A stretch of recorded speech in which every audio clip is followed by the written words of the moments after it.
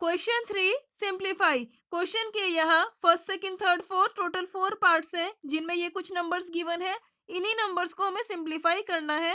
First part लेते हैं। यहाँ पे 2 टाइम्स आया है, यहाँ पे और यहाँ पे ये 2 है बेस, और 2/3 और 1/3 ये है एक्सपोनेंट। इसको हम सॉल्व करने के लिए एक लॉ ऑफ एक्सपोनेंट a की पावर m मल्टीप्लाई में a की power n is equal to a की पावर m प्लस n का यूज करेंगे।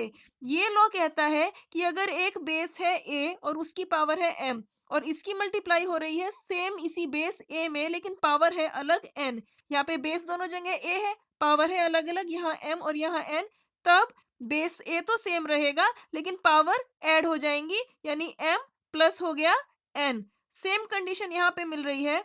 यहाँ पे बेस 2 है मल्टीप्लाई में, यहाँ भी ठीक इसी तरह बेस 2 है लेकिन पावर अलग अलग है। यहाँ है 2/3 और यहाँ है 1/5। तो इस लॉ से बेस तो सेम रहा यानी 2, लेकिन पावर ऐड हो गई यानी 2/3 प्लस n यानी 1/5। अब हम इन पावर को सॉल्व करेंगे। इसके लिए हमने लगाया इक्वल टू का साइन, ये 2 लिखा। अब इन पावर को सॉल्व करने के लिए 3 और 5 का एलसीएम लिया जो कि आया 15। अब 3 5 जा 15, 5 2 जा 10 प्लस 5 3 जा 15, 3 into 1 यानी 3 इज इक्वल टू 2, 10 प्लस 3 यानी 13 अपॉन में 15। ये सिंप्लीफाई हो चुका है, यही है आंसर। अब सेकंड पार्ट, यहाँ पे लिखा है 1/3 की पावर 3 और इस पूरे की होल पावर 7। इसको सॉल्व करने के लिए हम एक लॉ का यूज करेंगे कि अगर a/b की फॉर्म है और इसकी होल पावर ठीक इसी तरह है m, तब यहाँ पे होल पावर सेपरेट हो जाएगी, यानी a की पावर बन गई सेम यही m अपॉन में b की पावर भी यही पावर बन गई m, यानी ऊपर भी ब्रैकेट आ गया पावर m बन गई और अपॉन में भी। तो सेम चीज हमने यहाँ पे करी, इक्वल टू का साइन लगाया। यहाँ पे है a/b की फॉर्म, a की पावर m बन गई यानी 1 ब्रैकेट ठीक इसी तरह 7 अपॉन में b यानी 3 की पावर 3, तो इस पे भी ब्रैकेट लग गया और ये 7 यहाँ भी आ गया। अब इज इक्वल टू 1 की पावर 7 यानी 1, 1 की पावर कुछ भी हो 1 ही रहता है।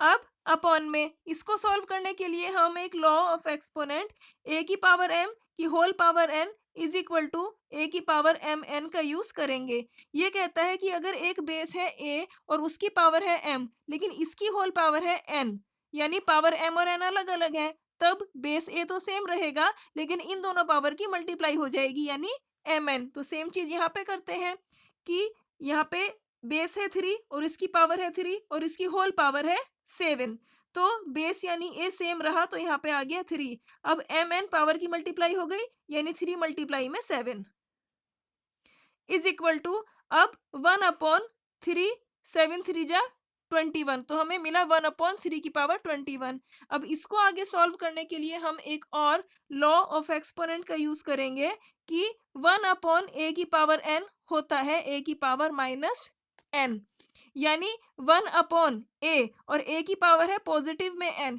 तो जब ये a की पावर n ऊपर जाएगा न्यूमरेटर में तो a बेस तो सेम रहेगा लेकिन पावर n माइनस की हो जाएगी। तो ठीक इसी तरह यहाँ पे हमने इक्वल टू का साइन लगाया। इस 3 की पावर 21 को हम ऊपर ले गए न्यूमरेटर में, 3 की पावर 21, लेकिन ये 21 हो गया माइनस का, तो हमने यहाँ पे लगा दिया माइनस का साइन। यहाँ पे 3 यानी बेस है a और 21 यानी पावर है n। अब ये है आंसर।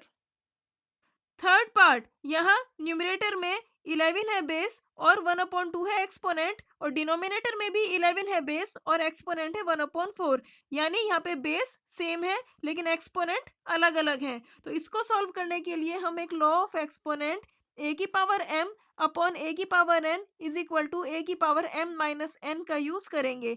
ये कहता है कि अगर न्यूमरेटर और डिनोमिनेटर में बेस सेम हो लेकिन पावर अलग अलग हो, यहाँ पे m है यहाँ पे n है, तब बेस यानी a सेम रहता है और पावर न्यूमरेटर वाली m वो भी सेम रहती है, लेकिन डिनोमिनेटर की पावर ऊपर जाके माइनस की हो जाती है, इसलिए ये n हो गया ऊपर जाके माइनस का n। तो यहाँ पे इस फॉर्मूले के यूज से हमने लगाया इक्वल टू का साइन और बेस यानी 11 को रखा a की जगह 11 और पावर m हमने रखी 1/2 क्योंकि ये न्यूमरेटर की पावर है, और माइनस n यानी 1/4।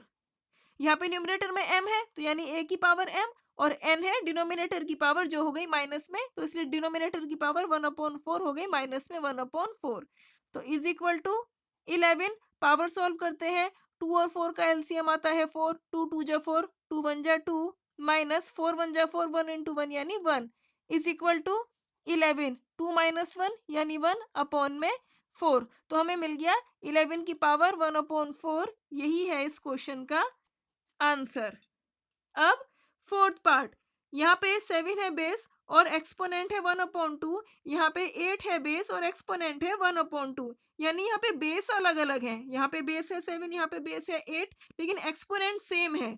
यहाँ भी 1/2, यहाँ भी 1/2। तो हम लॉ ऑफ एक्सपोनेंट का यूज करेंगे कि a की पावर m मल्टीप्लाई में b की पावर m, यानी बेस हो अगर अलग अलग, जैसे यहाँ पे 7 8 है, यहाँ पे a b है, लेकिन एक्सपोनेंट सेम हो, जैसे यहाँ पे 1/2 1/2, यहाँ पे m और m, तब बेस की मल्टीप्लाई हो जाती है यानी a b, और इनकी होल पावर बन जाता है ये m।